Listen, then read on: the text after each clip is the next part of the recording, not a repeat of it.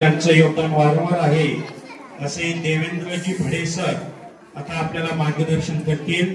त्यांना मी विनंती करतो की त्यांनी ह्या स्पर्धेमध्ये जाणवलेल्या काही ज्या बाबी असतील त्या दृष्टीने आपण मार्गदर्शन करावं, जोरात टाळावं आपण। माझे 23 सहप्रशिक्षक आणि 661 बालमित्र या सर्वांचं मी मनापासून कौतुक करतो की सकाळी 8 वाजल्यापासून सर्वजण इथे उपस्थित आहेत आणि त्यांनी या स्पर्धेमध्ये सहभाग घेतला। याबद्दल पहिल्या तुमच्या सर्व विद्यार्थ्यांसाठी आपण जोरदार टाळ्या वाजवा।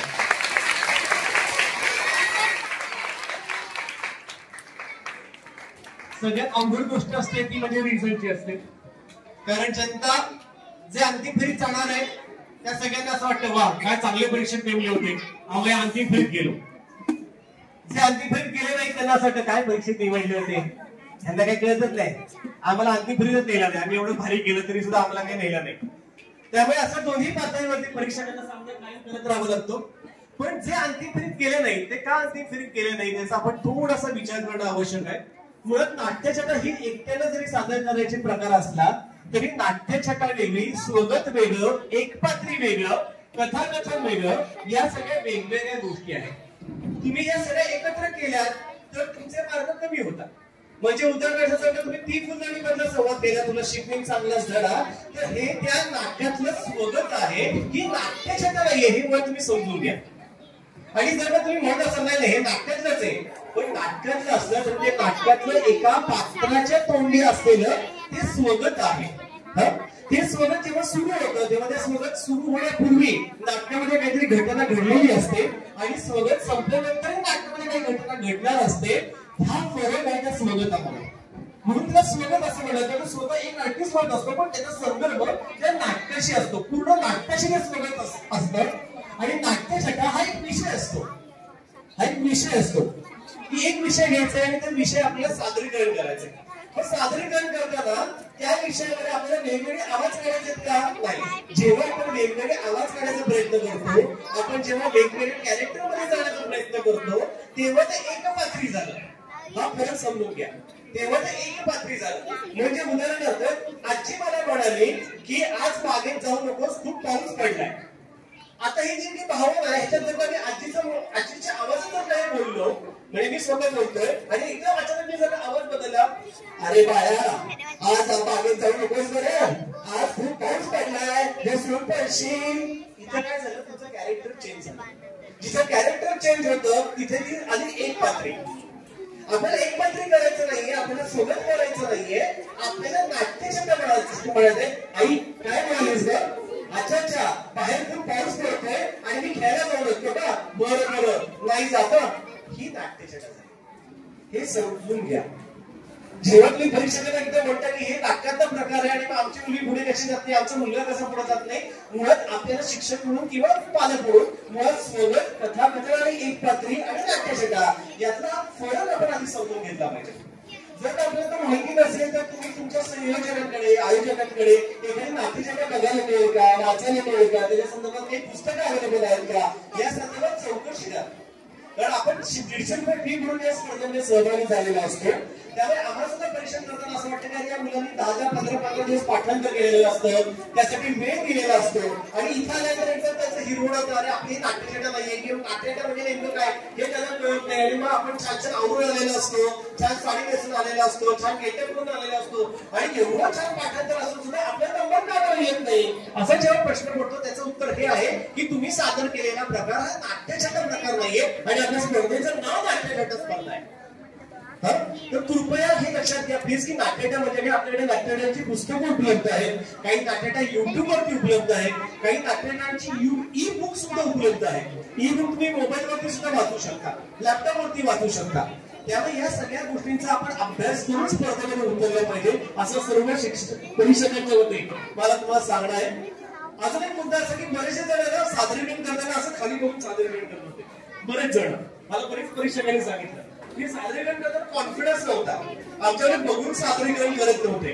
तर मला असं वाटतं की तुम्ही सादरीकरण परीक्षकांसाठी करताय, तुमच्या समोर बसलेल्या मित्रमैत्रिणींसाठी करताय, पालकांसाठी करताय, तेव्हा तुम्ही परीक्षकांकडे बघून शक्यतो बोललं पाहिजे। कारण आपल्याकडे कॉन्फिडन्स साठी म्हणजे याच्यासाठी 10 मार्क वेगळे आहेत। जर नाट्याच्या खाली बघूनच केली तर आम्हाला कळतच नाही खरंच तुला कॉन्फिडन्स आहे की नाही. प्रेक्षकांकडे बघून तुम्ही नाट्याच्या म्हणू शकता की नाही 3 मिनिटं 4 मिनिटं सलग. याच्यासाठी 10 मिनिटं आम्ही वेगळे त्याच्याकडे ठेवलेलं आहे. माझ्यामध्ये या सगळ्या गोष्टीचा आपण विचार करायला हवा. नाट्यगटा म्हणजे नेमकं काय आपण समजून घ्यायला हवं आणि मग पूर्ण ताकदीनं जोरात जोशामध्ये आपण या स्पर्धेमध्ये पुढच्या वर्षी कुठेही उतरायचं यावर्षी अंतिम फेरीत केलेलं नाहीये. पण तरी मला सांगायला आवडेल की यावर्षी 69 जण आजच्या या केंद्रातून 69 जण अंतिम फेरीसाठी 10 ऑगस्टला पुण्यामध्ये शिक्षक म्हणून येणार आहेत.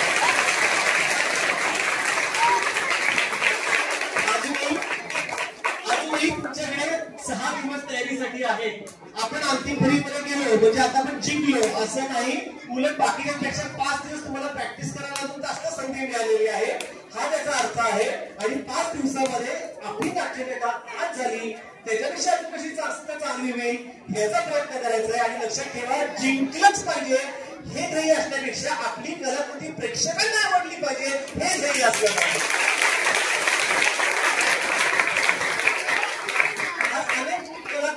की ज्यांना कुठलाही पुरस्कार आतापर्यंत मिळालेला नाही पण प्रेक्षकांचा पुरस्कार त्यांना अनेक वेळा मिळालेला आहे. प्रेक्षकांनी तो त्यांना दिलेला आहे.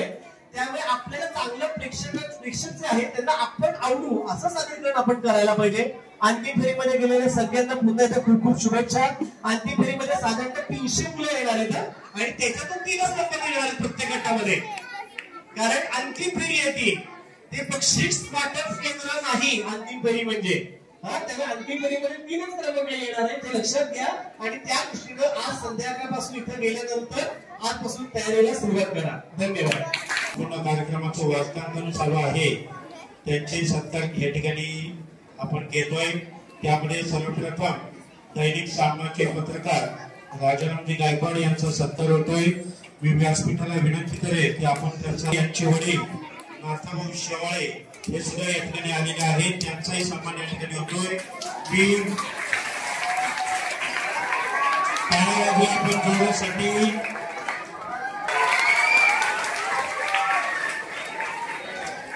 या नाट्यछटेच्या सन्मान घ्यायचा आहे. वेगळ्या काळासाठी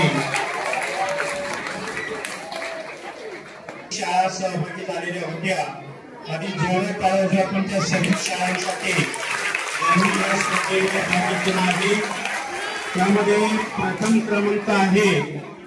प्रथम क्रमांक ज्याचे सर्वात जास्त विद्यार्थी आहेत अमृतवेल नंतर घ्यायची.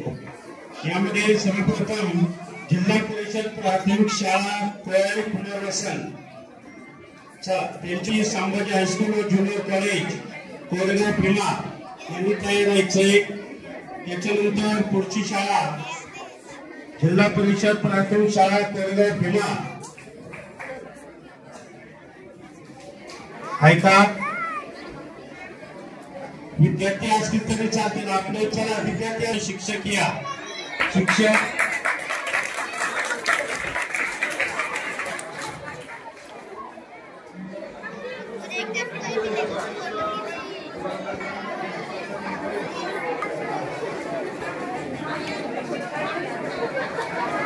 माध्यमिक उच्च माध्यमिक लिंगाव माळुंगी निर्मित ऐका निर्मित शिक्षक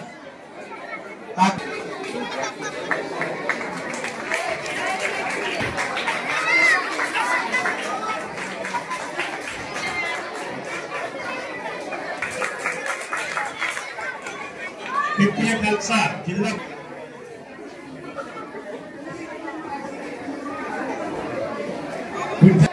विष्णुजी शेकोजी साखर हायस्कूल वाघोली पुणे जिल्हा प्राथमिक शिक्षण मंडळाचे प्राथमिक विद्यालय वाघोली सैनिक आर्थिक विचार पाठशाला तळेगाव गोंधळे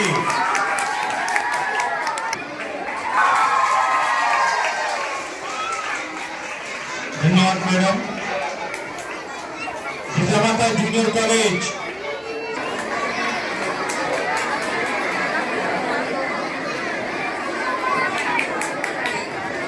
त्याच्यानंतर श्री गुरुदेव दत्त विद्यालय समिती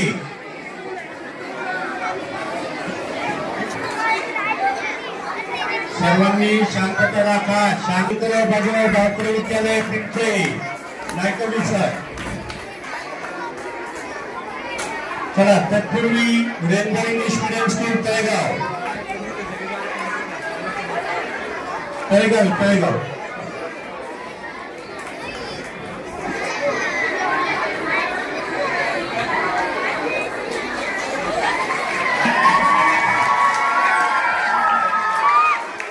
विद्यालय कोंडापुरे.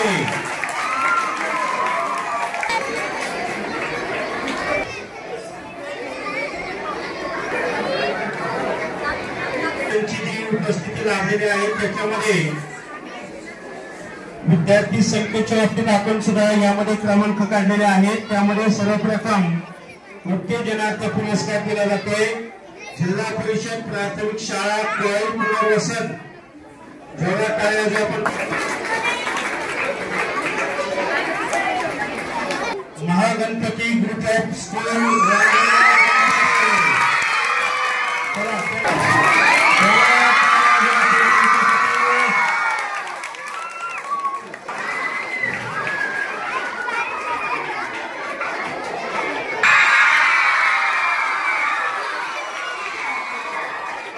शाळा अमृतवेल शिक्षक. चला आपला पहिला क्रमांक.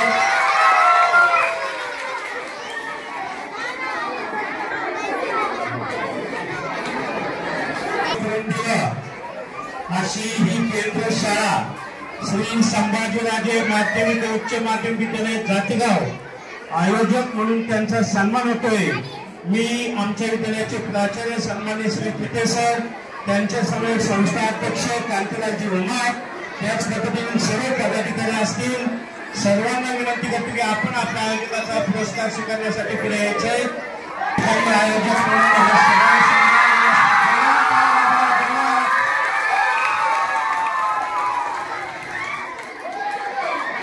आहेत. शिक्षक पुढे ऐका, आपलं सत्कार घेऊन जा, आपली सन्मान ट्रॉफी घेऊन जा. मुक्काम प्रशासक शिक्रापूर जरी यांचा सन्मान द्यायचा आहे. अमोलजी झंझणे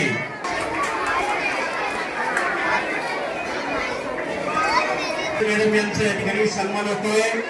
यांचाही सन्मान होतोय. त्यानंतर वैशाली पोतदार मॅडम यांचाही सन्मान होतोय. तिघांनाही विनंती आपण स्टेजवर यायचंय.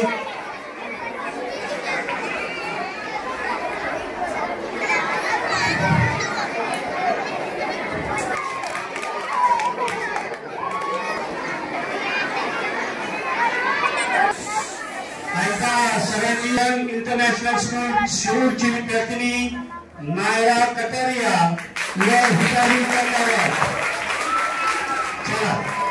R&D English medium school Shirur मुरेन वाखाडे जिल्हास्तरीय साठी निवड.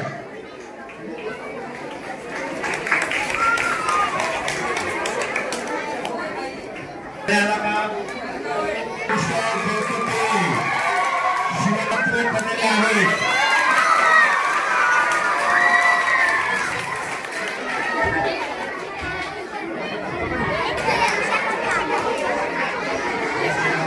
जिल्हा परिषद प्राथमिक शाळा कोरगाव पुनर्वसन शिवाजी शिक्रापूर.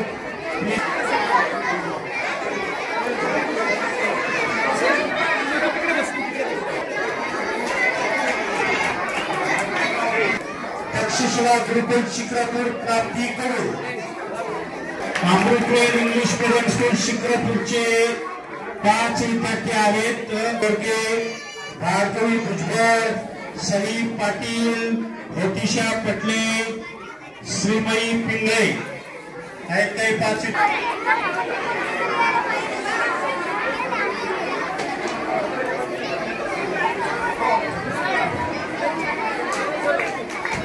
चला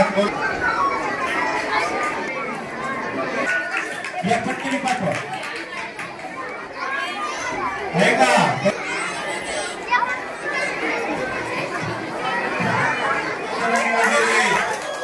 क्रमांक 3 इंग्लिश मीडियम स्कूलचे 4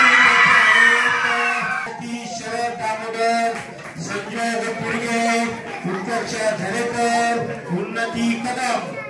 जोरात टाळ्या वाजवा त्यांच्यासाठी.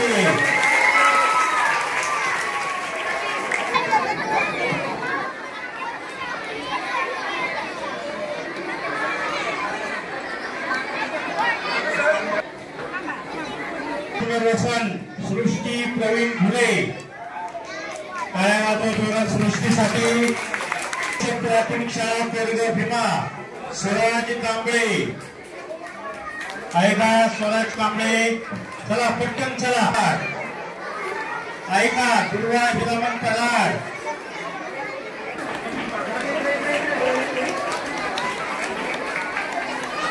पुढील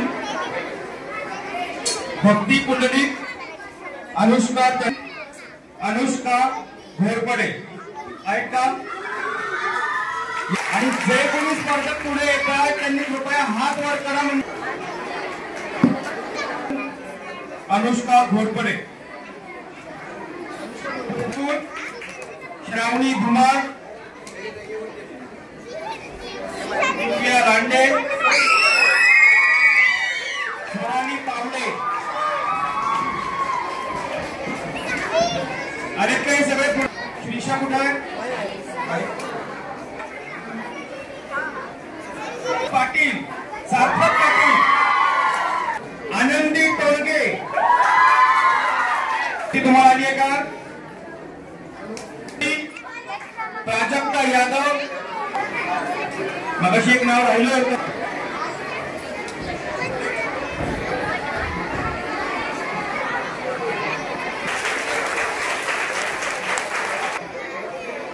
मीनाक्षी पाटील, अविनाश जाधव, संकीर्ती फड, रोहित ठाकरे आणि त्या पटपट या पुढे. मीनाक्षी पाटील, अविनाश जाधव, संकीर्ती फड, स्वराज गजरे हातवर करून या. हा धनश्री शिंदे, प्रणाली देसाई का? सुनील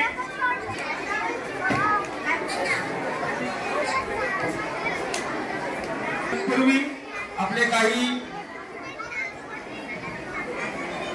या सरांना मी वरती बोलवतो. यानंतरचं नाव श्री शंकर भुजबळ, उत्कृष्ट महिला व्यावसायिका.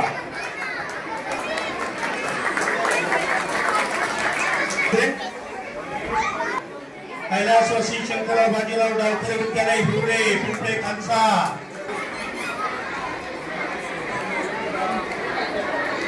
इंटरनॅशनल स्कूल शिरूर मॅडम तुमची शाळा आहे. श्रुती परत या. काय वाजवा तुम्ही गणपती स्कूल रांजणगाव आशू गौतम. आणि ह्या संपूर्ण कार्यक्रमाच्या आयोजनासाठी आपण जोरात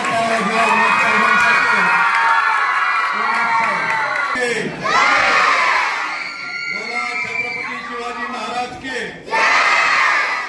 बोला छत्रपती शिवाजी महाराज के. भारत माता के. भारत माता के. भारत माता की. या ठिकाणी आपण बालरंगभूमी पुणे यांचा कार्यक्रम इथं आयोजित केलेला आहे.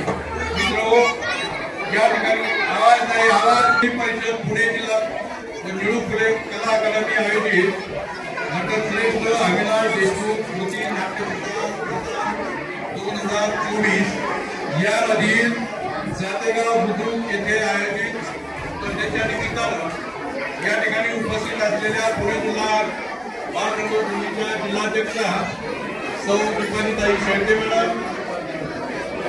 त्यानंतर त्यांचे सहकारी त्याच्यामध्ये विशेषतः बालरंगभूमीचे अरुण चक्रवर्ती, देवेंद्रजी भिडे साहेब, मंजुश्री जोशी मॅडम,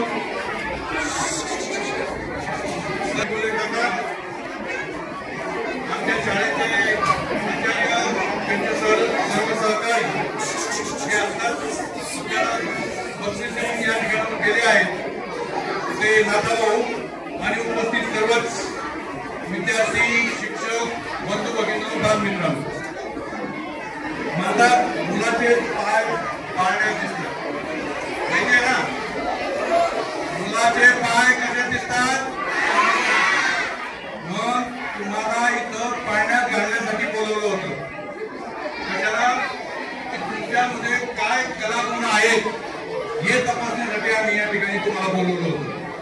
शिक्षकांनी विशेषतः जाणीवपूर्वक लक्षात ठेवायचं की सहभाग का घ्यायचा. मला माहिती आहे की देवेंद्र सरांनी या ठिकाणी उमेदवार तुमच्यामध्ये काढल्या. का काढल्या तुम्हाला माहिती नाही, विद्यार्थ्यांना माहिती. अध्ययनामुळं आपल्याला जी तयारी करायला पाहिजे, आपल्याला तयारी करायची होती खो-खोची, केली कबड्डीची किंवा केली आणखी दुसऱ्या फुटबॉलची वगैरे वगैरे. म्हणजे जो प्रकार आहे कलेचा त्याच प्रकारामध्ये आपण तयारी करणं अपेक्षित होतं. तसं न होता काही लोकांनी तशी तयारी केली, त्यांना बक्षिसं मिळाली. पण जे कदाचित पुढच्या टप्प्यामध्ये यांनाही चालून पुढे जाणार आहे त्याच्यासाठी अशा प्रकारचं आयोजन करणं अतिशय गरजेचं आहे. मुलांना एकदम मराठी शाळेत असेल, हायस्कूलमध्ये असेल, तुम्ही स्पर्धेमध्ये भाग घ्यायला लागता का नाही? सगळ्यांना एकदम पळायला होता. जास्त पळतो त्या मुलाला याला रनिंगसाठी ठेवूया, याची कबड्डी कदाचित हाताला रुची आहे म्हणून व्हॉलीबॉल चांगला खेळेल. तसंच तुमच्यातलं सुप्त कलागुण काय आहे हे हेरण्याच्या दृष्टिकोनातून पहिलं तर शिक्षकांनी हेरायचं. शिक्षकांनी हेरल्यानंतर पालकांनी त्याला साथ द्यायची आणि मग शाळेने त्याला जर साथ दिली त्याच्यामध्ये कलाकार जन्माला येतो. मित्रांनो, अनेक क्षेत्र आहेत. अभ्यास करणं हे मोठं क्षेत्र आहे, पण त्या अभ्यासाच्या जोडीला आपल्याला काही गोष्टी असाव्या लागतात. जसं मागं गडबड नको लाईक माइंडेड लोक आहेत. तुम्ही काय करता, 2 ग्रुपमध्ये डिवाइड होता, गाण्याच्या भेंड्या लावायला सुरुवात करता. कशासाठी गाण्याच्या भेंड्या लावायच्या? म्हणजे करमणुकीचं किंवा तुम्हाला आनंद देणाऱ्या ज्या गोष्टी आहेत ना त्या कलेमध्ये आहेत. आणि मग ही जी कला आहे तुम्ही कुठेही जा, कला ही काही ना काही प्रमाणात आपण जोपासलीच पाहिजे हा संदेश देण्यासाठी विशेषतः आमच्या शाळेने हा कार्यक्रम घेतलेला आहे. बऱ्याच शिक्षकांना वाटतं की हा काय विनाकारण आमच्या पाठीमागे लोटणं लावलंय. नाही, तुमच्यामध्ये तुम्ही रसिक नाहीत असं मला म्हणावं लागेल खेदानं. पण शिक्षकांनी पहिलं स्वतः त्याच्यामध्ये सहभाग नोंदवला पाहिजे, इतर मुलांना प्रवृत्त केलं पाहिजे. आणि का प्रवृत्त केलं पाहिजे तर त्याच्यासाठी आजची जी कार्यशाळा परीक्षण झालं त्याच्यामधून ही बाब निश्चितपणे निदर्शनास आले. देवेंद्रजींना मी विनंती करणार आहे की जशा त्यांनी उणिवा आपल्याला दाखवून दिल्या, तुमची काही नाट्यक्षेत्रामध्ये काय म्हणजे वेगवेगळ्या कला काय आहेत त्याची पुस्तके असतील, पण आजचा वर्ग जो आहे तो वाचनापेक्षा ऐकण्यावर जास्त भर देतो. म्हणून ऑडिओ व्हिज्युअल जर तुम्ही केला क्लिप तर त्याचा उत्कृष्ट परिणाम आपल्या शाळांमध्ये आपल्या शिक्षकांना, आपल्या विद्यार्थ्यांना, इव्हन आपल्या पालकांना झाल्याशिवाय राहणार नाही. मी सहभागाच्या दृष्टिकोनातून एवढंच एक म्हणतो की मी एकदा एका म्हणजे सगळ्या मुलांची स्पर्धा होती आणि तिथं गोळा फेक हा उपक्रम चालू होता. आणि एका बाजूने गोळा फेक करणारा त्या ठिकाणी गोळा फेकायचा, मी तिकडून पलीकडच्या बाजूने फेकायचा. असे बरेच इन्सिडेंट झाले की ज्याने फेकला त्याच्यापेक्षा माझा गोळा लांब जातो. आणि मग तिथला परीक्षक म्हणला तिथून का परीक्षेत त्याच्यामध्ये भाग घेत नाही.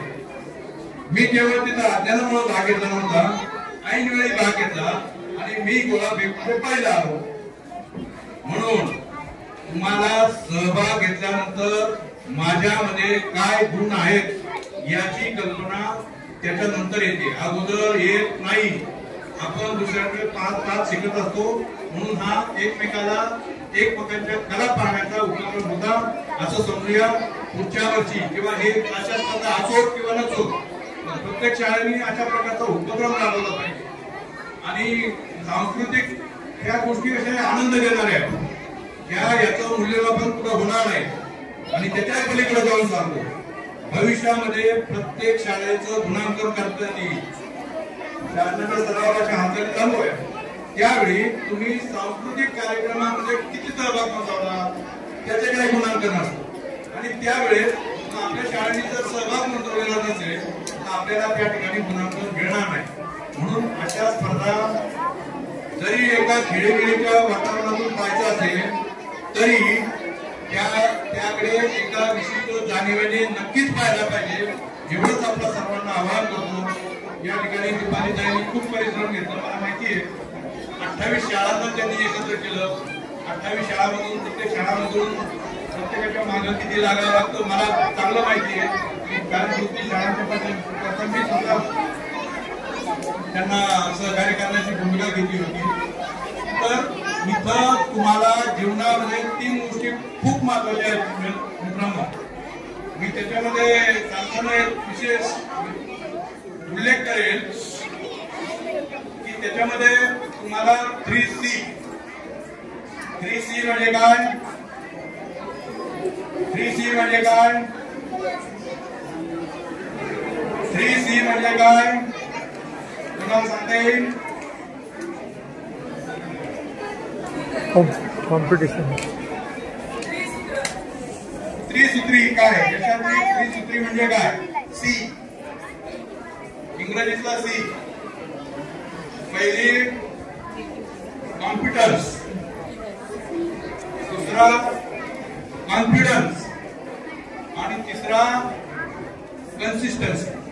म्हणजे तुमच्यामध्ये क्षमता झाली पाहिजे. क्षमता सहभाग घेतल्याशिवाय कळणार नाही. तुमच्यामध्ये कॉन्फिडन्स आला पाहिजे. तुम्हाला आत्मविश्वास तयार व्हायचा असेल तर प्रत्येक आपल्यासारखं दगडांची बोलावं लागेल. मी वक्ता कसा झालो शिक्षकांनी जर विद्यार्थ्यांना सांगा. आणि तिसरी गोष्ट एकच दिवस केल्यानंतर स्वतः झालं नाही. याच्यामध्ये आपल्याला कन्सिस्टन्सी किंवा सातत्य ठेवावं लागतं.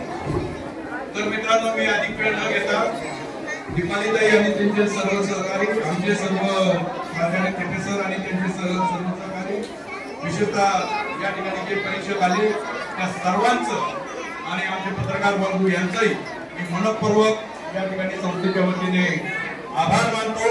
आणि पुढचे काही थोडे मला वाटतं बक्षीस वितरण राहिलेलं आहे ते झाल्यानंतर संयोजक या ठिकाणी वाया जाऊन देणार नाही याची आपण त्यांना हमी देऊया. उत्तेजनार्थ बक्षिसांसाठी सूचना.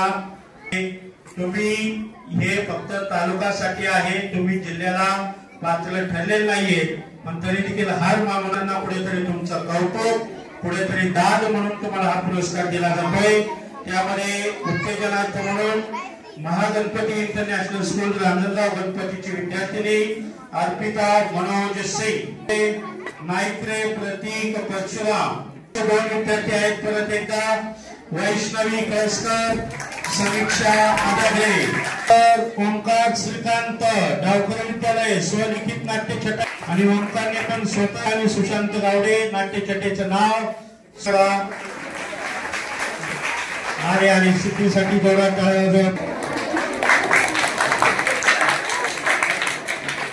विद्यालय निर्वी श्रद्धा ऐका श्रद्धा धनगर निर्वी गौरी या जोरात विजय पार्थ महाजन आणि रिया लिंबोरे.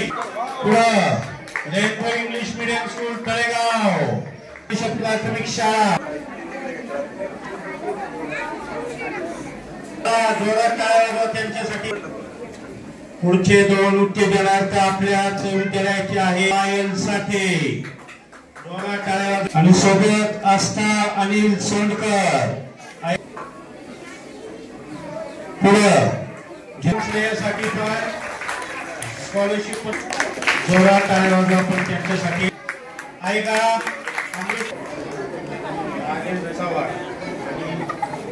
आरबी गुजर प्रशाला तळेगाव डमडरे हे सर्व युट्यूबला दिसणार आहे. त्याचं चॅनल सांगणार आहे तुम्हाला. बडबड करू नका. कार्यक्रम बघायचे सगळ्यांना म्हणून शांतता ठेवा. कार्यक्रमाचं नाव सांगणार आहे तुम्हाला. पुढं आले का 5 विद्यार्थी आले का? हे 5 विद्यार्थी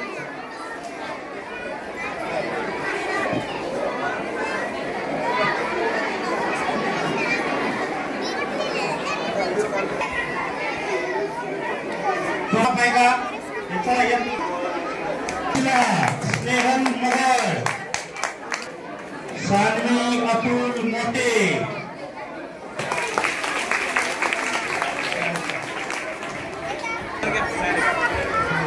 तर आजच्या नाट्यछटा सादरीकरणाच्या या प्राथमिक फेरीसाठी उपस्थित राहिलेल्या सर्व स्पर्धक विद्यार्थी, त्यांचे मार्गदर्शक शिक्षक, त्यांच्यासोबत असलेले पालक या सर्वांचं संयोजक शाळेच्या वतीनं आणि नाट्य संस्थेच्या वतीनं हार्दिक हार्दिक आभार. या कार्यक्रमाला बक्षीस वितरणासाठी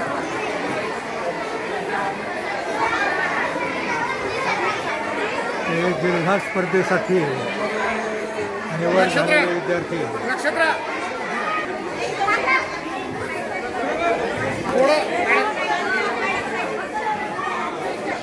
जिल्हा स्पर्धेसाठी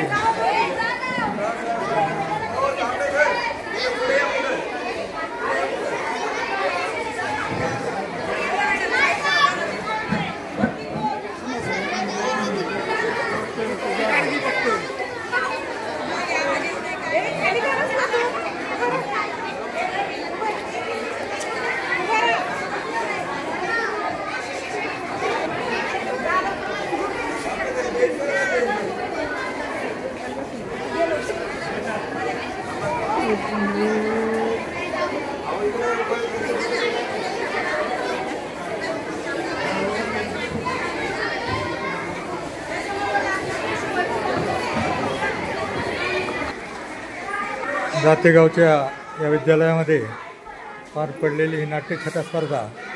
हा व्हिडिओ आपल्याला आवडल्यास लाईक शेअर सबस्क्राईब करा. सुदर्शन प्रबोधन न्यूज, सणसवाडी, पुणे.